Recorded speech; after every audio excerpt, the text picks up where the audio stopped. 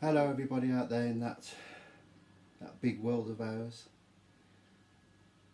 As promised, I did say I'd be doing more videos. I wasn't going to do this one, to be honest with you. I really wasn't. Right, this is my heartfelt truth. This is part 4.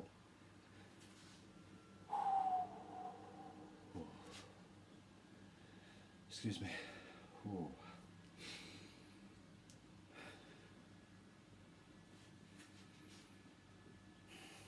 Right, let's start from what I did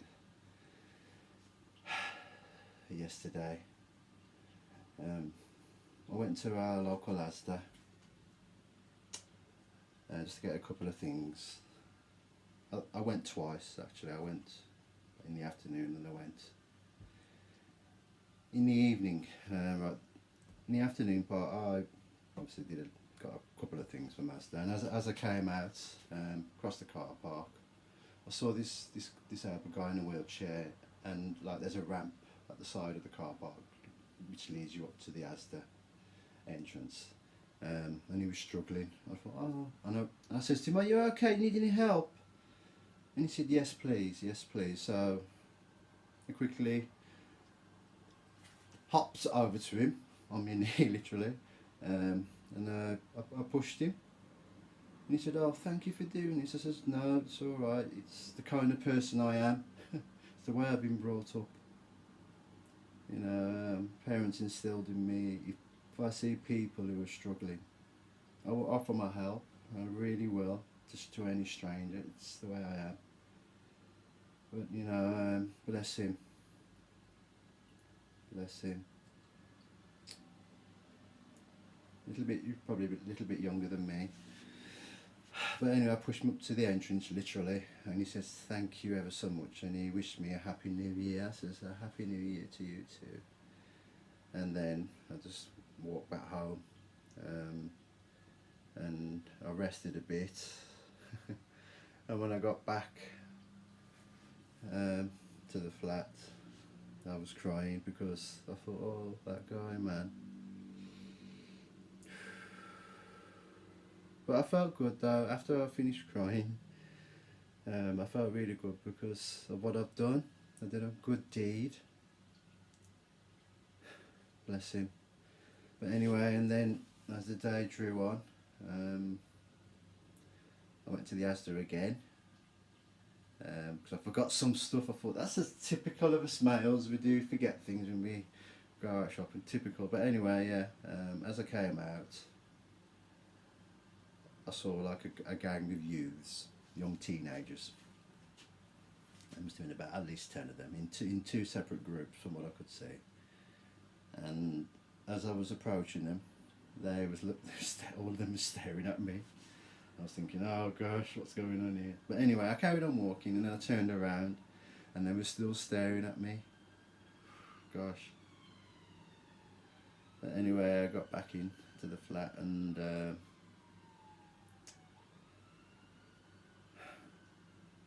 I went to see one of my friends. You know, I had a bit of a chat with him, and then stopped there for about half an hour or so, and I came back.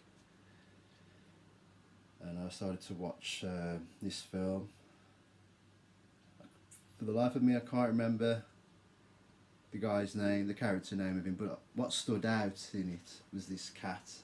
This guy was homeless, but he was living in a flat which was funded for him by a close friend of his, who she ran a voluntary clinic, you know, the veterinary clinic. It was a volunteer run, literally. How they got their funds, it was by donations of the local people, apparently. That was quite moving watching that, you know, that part of the film. But yeah, he struggled, but it's his cat that kept him going, Bob, who was a ginger tom cat, same kind of breed of cat that we had at the Osborne house in Dovecoats, Penderford. Our cat's name's called Flindle. Oh, he was a lovely cat as well, he was, bless him. But yeah, watching this film, oh my gosh, it absolutely mashed me up. if you had a bucket in front of me, I can guarantee that bucket probably would have been full of tears, literally. That's how much it mashed me up badly. But it was a lovely ending, and a lovely ending. It was a lovely ending to the film. It helped another homeless guy, you know, to get back on his feet, and it was just lovely. It really was to watch. Very emotionally charged film at the same time, because I literally cried all the way through the film. Still managed to watch it, and then as I settled myself after watching that, I watched on Netflix Immigration Nation. Oh my gosh, I couldn't watch much of that.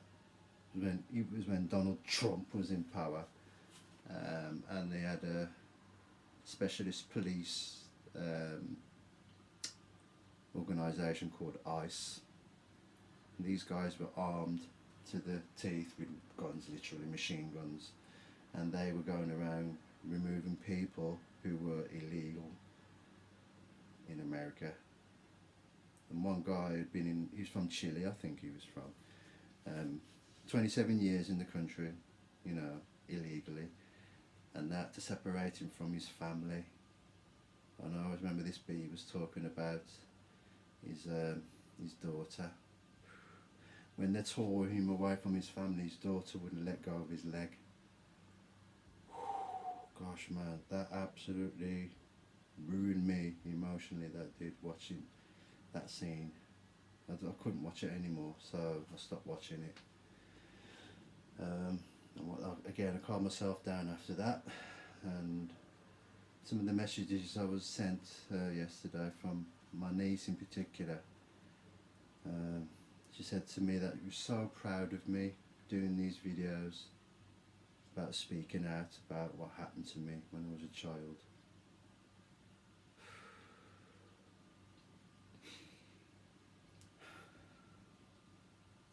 Bless her. And then I had some messages and messages off my videos through the, you know, with the comments, and one young gentleman in particular who I befriended when I worked at Iceland as fellow driver, and what he said in the it was quite a big message he wrote, but there was a certain part of it that really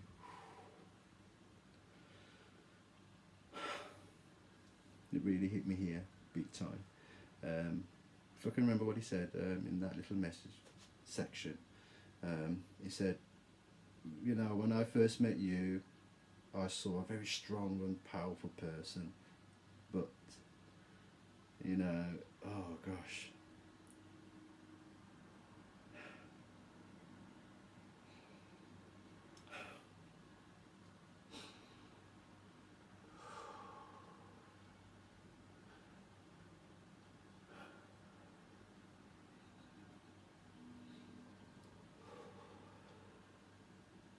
But I'm trying every day. I'm trying every single day.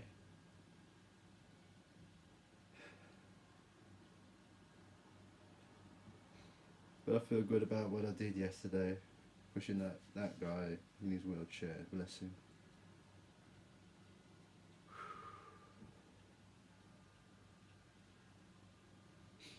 As you can see, I've got one of my old tops on. This is the famous Buddhist monk, Dharma, and he's the one that's inspired the Shaolin monks to learn Kung Fu. Because when they saw him, the monks, he was in a cave a few miles out from the Shaolin temple, and he was wall-facing. Apparently he meditated for, they reckon, about 10 years. He literally burnt his image into the wall. But as he was doing his meditating, the monks were spying on him, and they thought he was crazy. But wow, that changed everything for the monks after that. But anyway, like I said before, I will try to do videos of me being my honest and true self. What more can I do, you know? But I know what more can I do is just keep trying every day, and that's I'll try to do all the time, but at my own pace.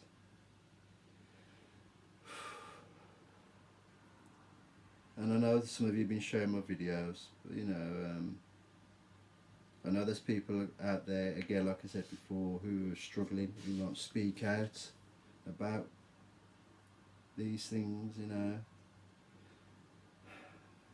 It is a terrifying subject to talk about. It is, and I'm not lying, it is a terrifying subject, literally.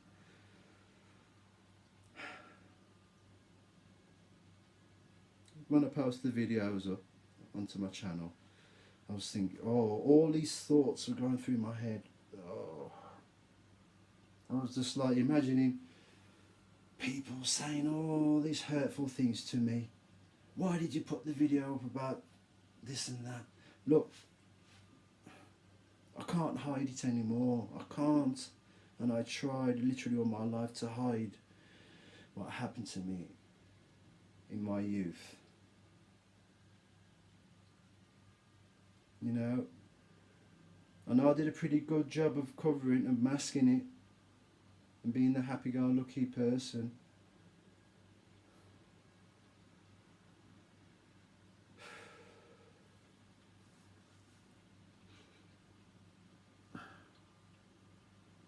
It's like the other day when I was up the town. That was a struggle for me on the run up to Christmas. I saw some people from my old workplace and I recognised one of them, and when I looked at that person I looked away and walked straight past.